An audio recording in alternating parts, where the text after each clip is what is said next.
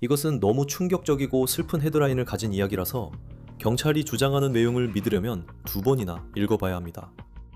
7살 소년이 사망했습니다. 그는 무려 255파운드, 약 116kg의 몸무게였던 것으로 알려졌습니다. 이제 그의 부모는 집에서 의식을 잃은 채 발견된 소년의 살인 혐의로 기소되었습니다. 7살 남자아이, 숨을 쉬지 않습니다. 심폐소생술을 시작하는 것 같습니다. 저는 그 어린 소년이 발견된 날에 무슨 일이 있었는지 자세히 설명한 새로 공개된 경찰 보고서를 가지고 있습니다. 경찰은 그 소년이 살던 환경이 너무 끔찍해서 말로는 정확히 표현할 수 없다고 전했습니다. 러앤크라임이 전해드리는 사건입니다. 저는 크리스 스튜어트입니다.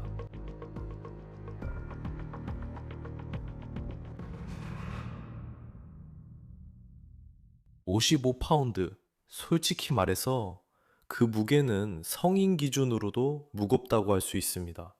하지만 7살 아이가 계속해서 스스로에게 묻게 됩니다. 그게 어떻게 가능한 일이죠?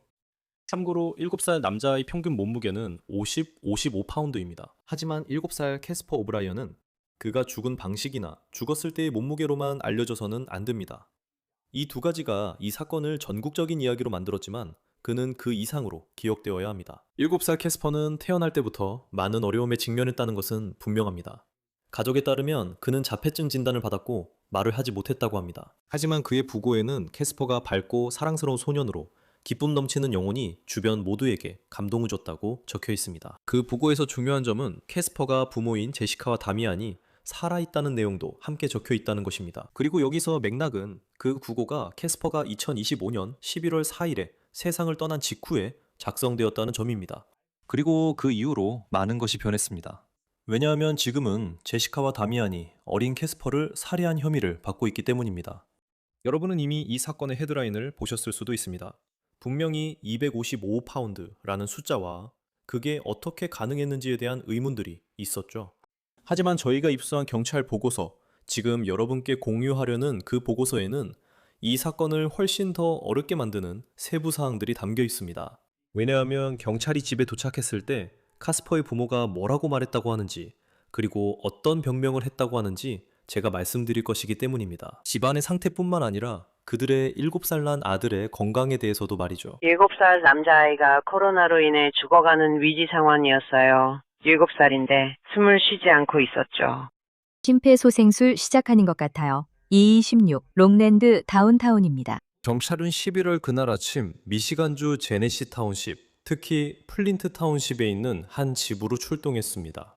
그리고 이 경찰 문서를 읽어보면 경찰관들이 안에서 본 것을 정확하게 묘사할 말을 찾는데 정말 어려움을 겪었다는 것을 알 수 있습니다. 그래서 우리는 11월 4일 제네시 카운티에서 오브라이언 가족의 집으로 경찰관들을 출동하게 만든 신곡 전화를 찾았습니다. 이제 집 안에서 캐스퍼는 숨이 멈췄습니다. 경찰은 아침 9시 직전 집에 도착했다고 기록했고 제시카 오브라이언은 8시 30분쯤 캐스퍼가 숨을 쉬었다고 말했습니다.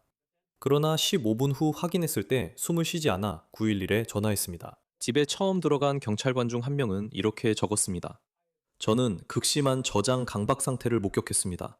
집 전체 바닥에 쓰레기가 있었습니다. 상황이 너무 심각해서 카펫이 깔려 있는지 나무 바닥인지도 알 수 없었습니다. 그리고 이 점을 읽으면서 주목해주세요. 이 경찰 보고서는 16페이지에 달합니다.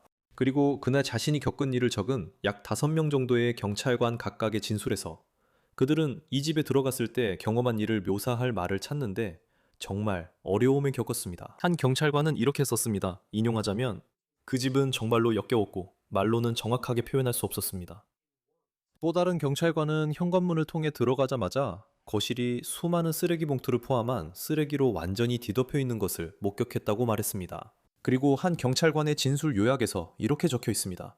인용하자면 그 집은 엄청나게 어질러져 있었고 집안 곳곳에 많은 양의 쓰레기와 배설물이 있어 매우 불결했으며 참기 힘들 정도로 심한 악취가 났다. 게다가 집 전체에 벌레가 가득했습니다. 이 집은 엉망진창이었고 그것도 아주 약하게 표현한 것입니다. 그리고 안으로 들어가 쓰레기를 치우던 중 경찰은 캐스퍼 오브라이언이라는 반응이 없는 어린 소년을 발견했다고 말합니다. 캐스퍼의 가족, 특히 삼촌이 그에게 심폐소생술을 했다고 전해집니다. 하지만 경찰은 결국 캐스퍼를 병원으로 급히 이송했고 그는 그날 정오전에 사망 판정을 받았습니다. 그리고 지역 검시관에 따르면 캐스퍼의 사망 원인은 확장성 심근병증이었습니다. 그래서 제가 그걸 찾아봤습니다. 저는 분명히 의사는 아니지만 미국 국립보건원에 따르면 이것은 심장 질환이며 비만으로 고생하는 사람들과 관련이 있다고 합니다. 제가 이해하기로는 심장이 커지고 혈액을 효과적으로 펌프질하기에는 심장이 너무 얇게 늘어나는 것이라고 합니다. 캐스퍼의 심장은 계속 작동하기에는 너무 약해졌습니다. 이제 경찰은 제시카와 데이미언 오브라이언을 각각 따로 불러서 이야기를 나눕니다. 그리고 제기된 주장에 따르면 집의 상태와 아들의 건강에 대해 많은 변명을 듣게 됩니다. 참고로 그들에겐 5살 된 딸도 있는데 그녀 역시 집안에서 발견되었습니다. 경찰은 그녀의 손톱이 더럽고 머리카락이 엉켜 있었다고 했으며 심한 기침으로 건강을 우려했다고 주장했습니다. 그리고 집 안에서 나오는 설명들로 미루어 볼 때 공기 중에 잠재적으로 있었던 모든 것들을 생각하면 그것은 큰 우려가 아닐 수 없습니다. 오브라이언 가족이 캐스퍼의 일상에 대해 들려주는 이야기는 정말 가슴 아픕니다. 제시카는 수사관들에게 캐스퍼가 움직일 수는 있었지만 하루에 12시간을 침대에서 보냈다고 말했습니다. 그러니까 솔직히 말해서 그는 하루 대부분을 침대에 누워 지냈던 겁니다. 그의 어머니는 경찰에게 캐스퍼의 식단이 매일 큰 감자칩 한 봉지, 큰 감자튀김, 아이스라고 불리는 탄산 설탕물, 그리고 사과 주스로 이루어져 있었다고 말했습니다. 제시카 오브라이언은 캐스퍼가 진단받지 않은 섭식장애로 먹는 것만 원했다고 말했습니다. 참고로 캐스퍼는 7살이며 말을 못합니다. 경찰은 캐스퍼가 2년 동안 의사를 만나지 않았다고 말하며 제시카가 캐스퍼를 의사에게 데려가려는 노력을 전혀 하지 않았다고 주장합니다. 하지만 경찰은 또 이렇게 말합니다. 그리고 이 부분은 형사사건이 어떻게 진행될지 생각할 때 중요합니다. 경찰은 제시카가 그렇게 할 수 있었다고 주장합니다.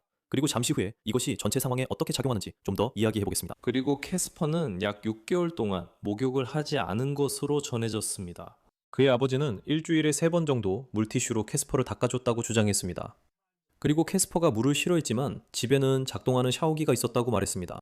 그래서 경찰에 따르면 할 수 있었고 자원도 있었지만 하지 않은 또 다른 사례가 되는 겁니다. 경찰이 병원에서 캐스퍼의 시신을 조사했을 때 발견한 내용은 정말 충격적입니다.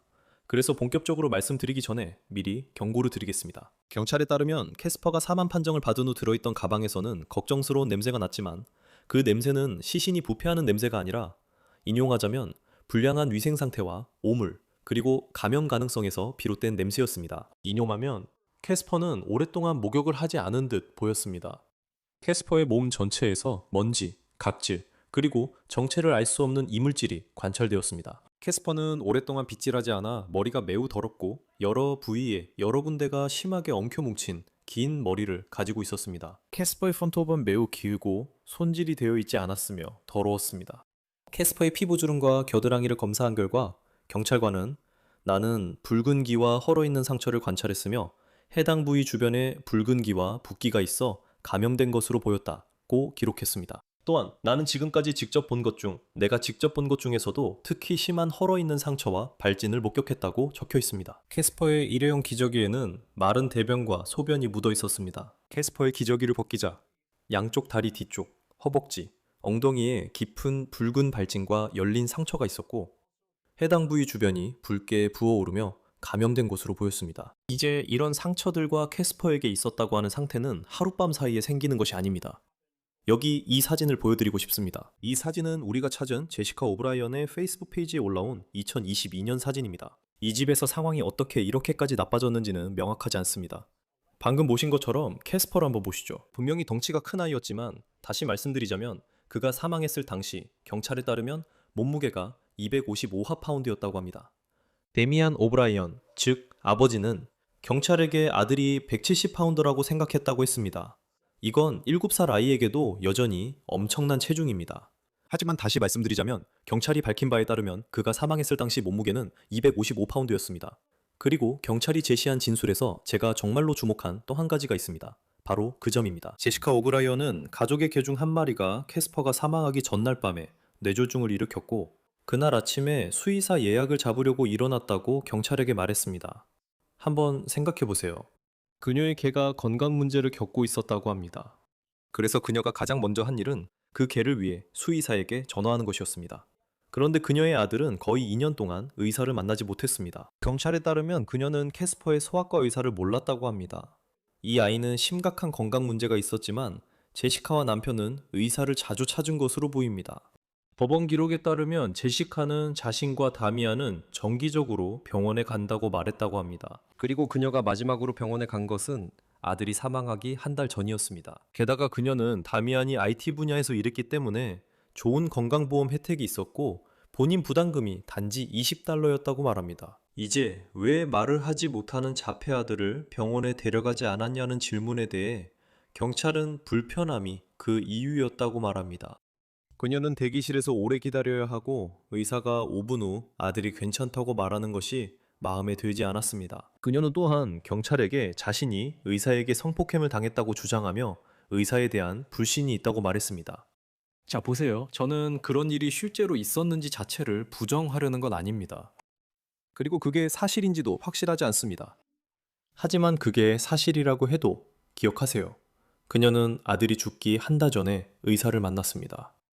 카스퍼는 11월에 사망했고 몇 달 동안 조사가 계속되었습니다.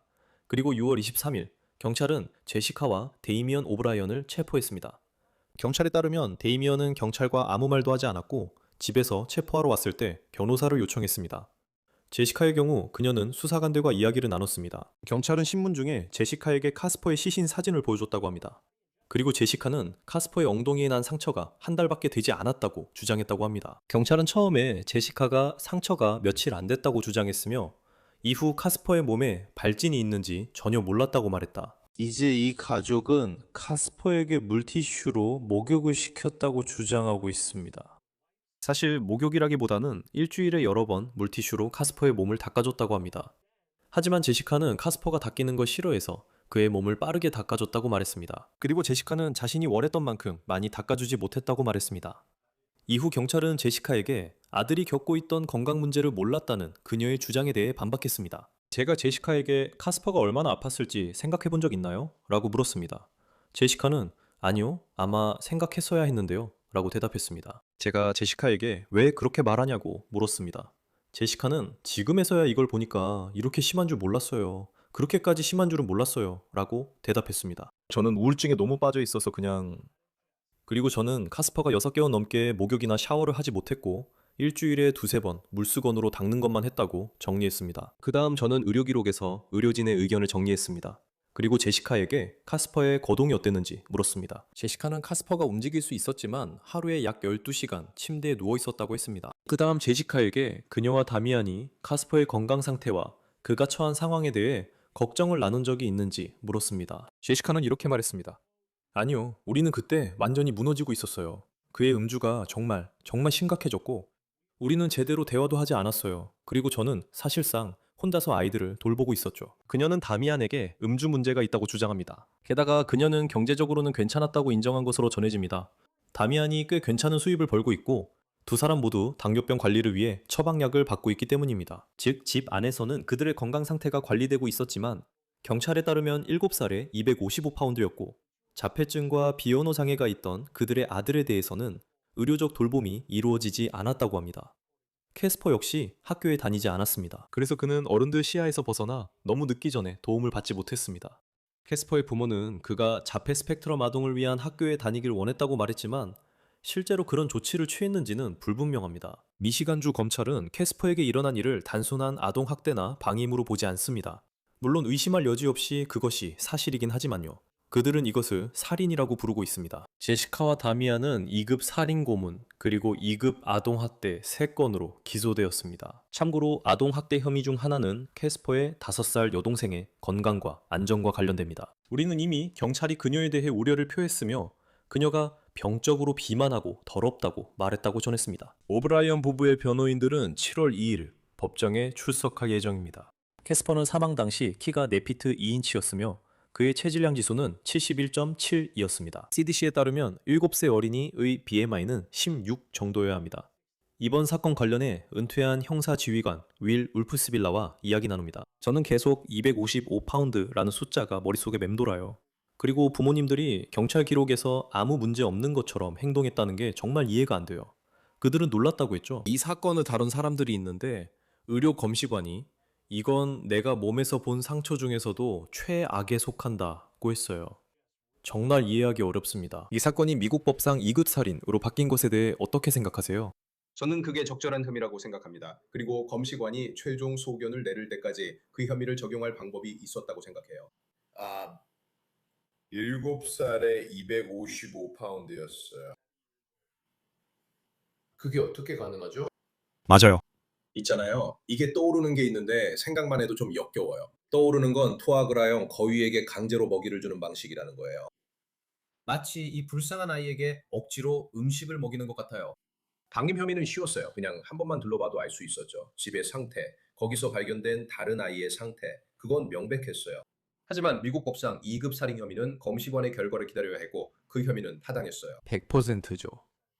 그리고 경찰 보고서에서 특히 제 눈에 띄었던 건 특히 제시카 오브라이언, 그 엄마가 최근 지난달에도 의사를 만났다고 인정한 것으로 전해진다는 점이에요. 그녀는 남편이 IT 업계에서 일해서 건강보험이 있고 $20의 본인 부담금만 내면 된다고 인정했어요.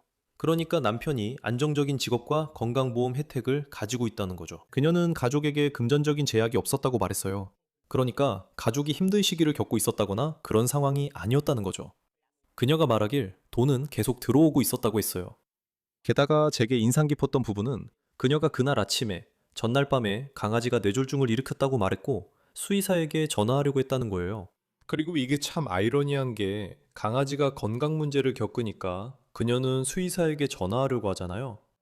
그런데 그녀의 아들은 엄청난 체중에 건강 문제가 산더미처럼 있는데도 말이죠. 그런데도 그는 2년 동안 의사를 한 번도 만나지 않았어요. 그런 상황에서 제가 이런 모든 것들을 나열하는 이유는 이게 단순한 방임 사건이 아니라 훨씬 더 심각한 경우였다는 걸 증명하려고 할 때 이런 세부 사항들이 검사와 이야기할 때 만약 당신이 수사관이라면 당신이 발견한 것에 대해 어떤 식으로 논거에 반영될 수 있는지 묻고 싶은 거예요. 제가 떠오르는 건 이겁니다. 의도적이고 고의적이었다는 점입니다. 그 부모들은 아이를 학교에 보내지 않으려고 의도적으로 행동했습니다. 그들은 그가 말을 하지 못하고 자폐증이 있다고 말했지만 한 번도 진단을 받게 하지 않았습니다. 다른 아이도 심하게 비만이었고 옷을 입지 않고 돌아다녔습니다. 이것은 이 부모들이 의도적으로 한 행동입니다. 그 행동의 의도성에 대해 논의해야 합니다. 고문입니다. 고문은 혐의 중 하나였습니다. 이제 고문이란 무엇일까요? 그게 이 아이에게 강제로 음식을 먹이는 것일 수도 있을까요? 제 생각엔 그럴 수도 있습니다. 그러나 그것이 악의적이고 의도적임을 입증해야 합니다. 또 다른 혐의로 일리노이에서는 아동 방임 사망 혐의가 있지만 살인은 아닙니다. 그리고 살인 혐의로 나아간다면 부검의가 이런 욕창은 제가 본 것 중에서도 가장 심한 축에 듭니다 라고 말한 점도 고려해야 합니다. 알다시피 그들은 이런 경우를 많이 봐왔습니다. 특히 요양원에서 제대로 돌봄을 받지 못해 움직이지 않는 노인들을 다룰 때 이런 경우가 많죠.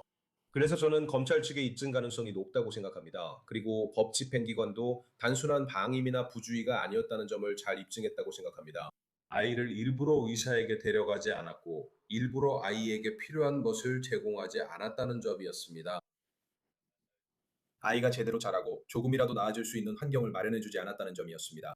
저는 그 혐의가 적절하다고 생각합니다. 다시 말씀드리지만 입증해야 할 것은 무모하고 고의적인 행동입니다.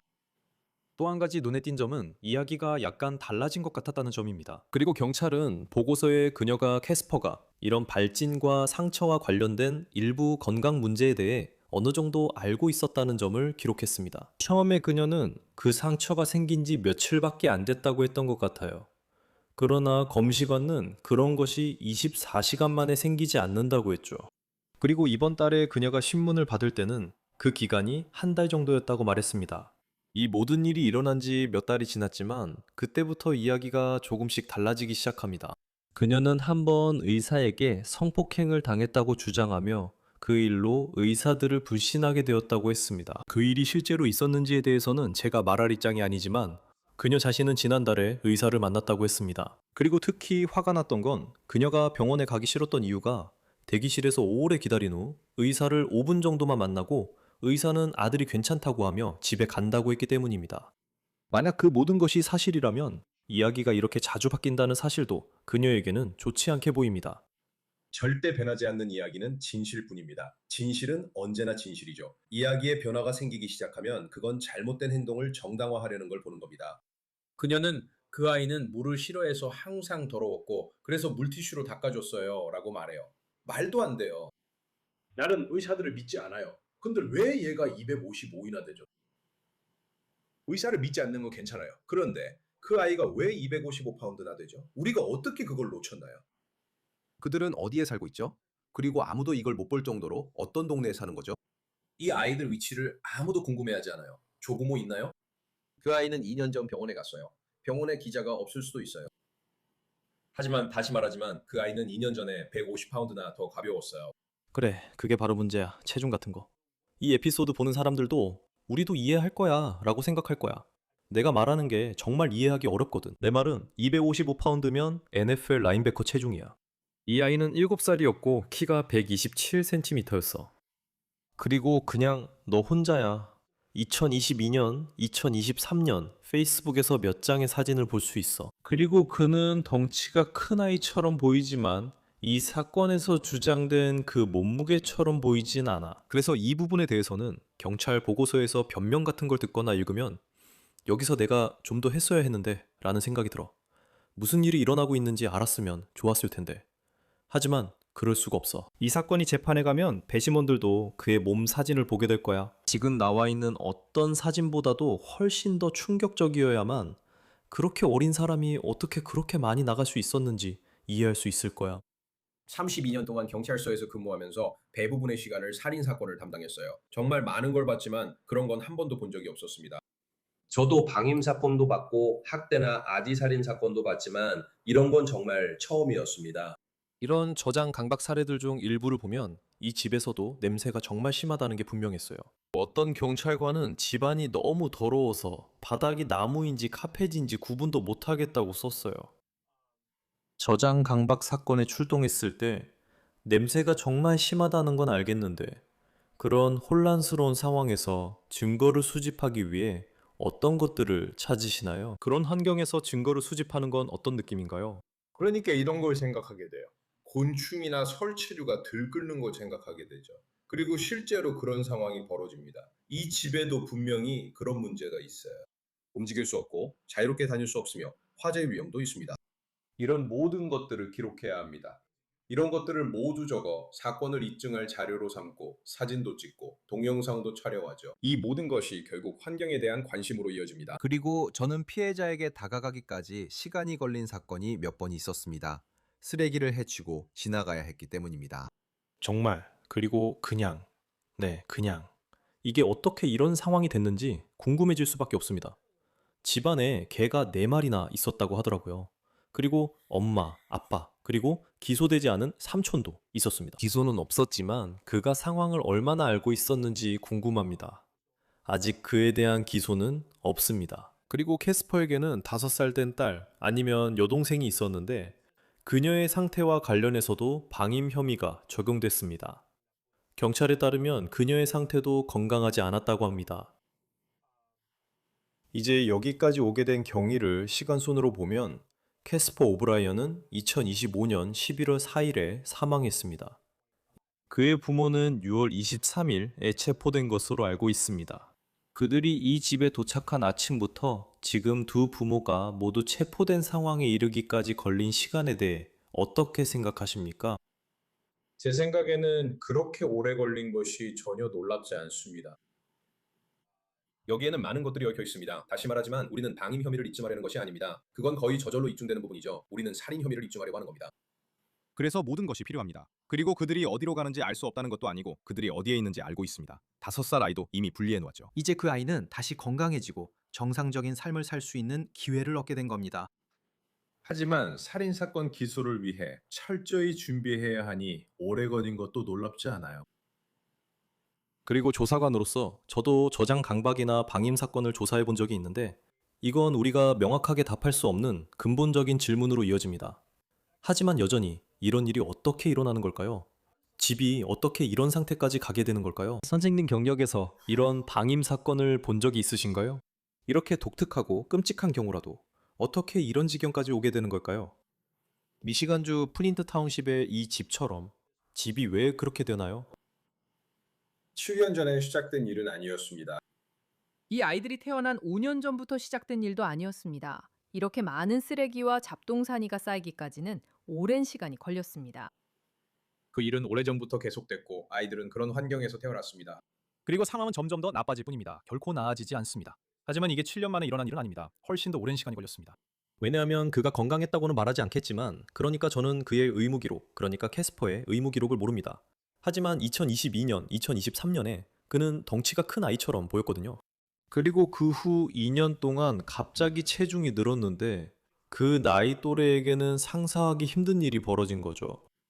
저도 그녀가 그의 식단이 탄산음료와 감자칩으로 이루어졌다고 말했다는 걸 압니다. 그건 불가능하죠. 맞아요. 몸에 넣어야 하는 칼로리의 양이요.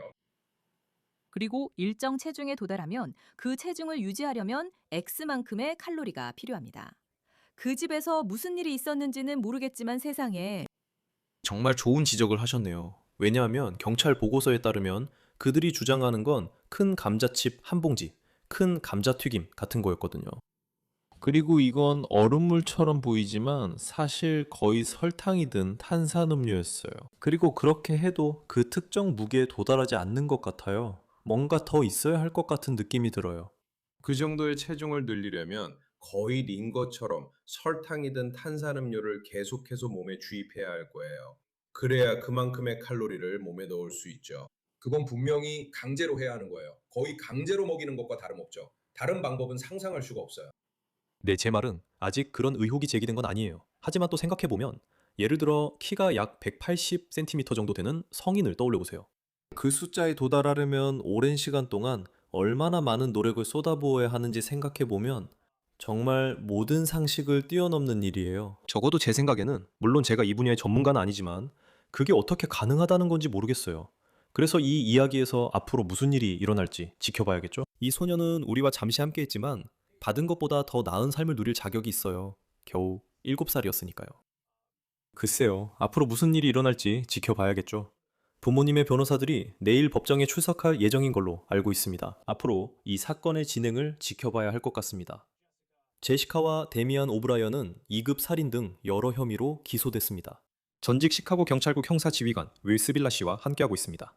로앤크라임에 출연해주셔서 감사합니다. 현재 본인만의 팟캐스트도 운영 중이신데 시청자들은 여기 유튜브에서 그 팟캐스트를 찾을 수 있죠. 그 팟캐스트에 대해 사람들이 알아야 할 점은 무엇인가요? 저희는 4명이 함께하고 있습니다. 저 자신은 시카고 경찰에서 32년간 강력계에 있었고 훌륭한 강력계 형사 2분, 데니 스토버와 팀 머피, 그리고 25년 경력의 FBI 베테랑인 모린 오코넬이 함께합니다. 모두 정말 뛰어난 분들입니다. 저희 팟캐스트 이름은 Big City Crime, Inside the Red Tape입니다. Inside the Red Tape라고 할 때 의미하는 것은 저희가 실제로 그 레드 테이프 안에 들어가 본 사람들이라는 겁니다. 그 레드 테이프는 범죄 현장의 내부 경계선을 말합니다. 그래서 저희는 전 세계와 전국에서 일어나는 범죄들에 대해 저희가 레드테이프 안에서 경험한 시각으로 여러분께 저희만의 관점을 전달하려고 합니다. 정말 훌륭한 통찰력이에요. 이슈에서 잘하고 계시죠? 하지만 저와 많은 사람들은 레드테이프 안에 들어가 본 적 없고 저는 주로 그 밖에서 범죄 현장을 취재해 왔어요. 법 집행기관에 계신 여러분이 이런 사건들을 어떻게 하나하나 맞춰가는지 듣는 건 항상 흥미롭습니다. 그리고 우리가 지금 이야기하고 있는 것처럼 실제로 정말 힘든 상황들도 많죠. 유죄 판결을 얻기 위해 가는 길에 이런 어려운 사건들을 다뤄야 하니까요. 시카고 경찰국 은퇴 형사 지휘관 윌 스베일러님, 러앤드크라임에 함께 해주셔서 감사합니다. 러앤드크라임과 전해드린 온더 케이스는 여기까지입니다. 유튜브, 스포티파이, 구독과 피콕, 스트리밍도 이용해주세요. 저는 크리스 스튜어트였습니다. 다음에 뵙겠습니다.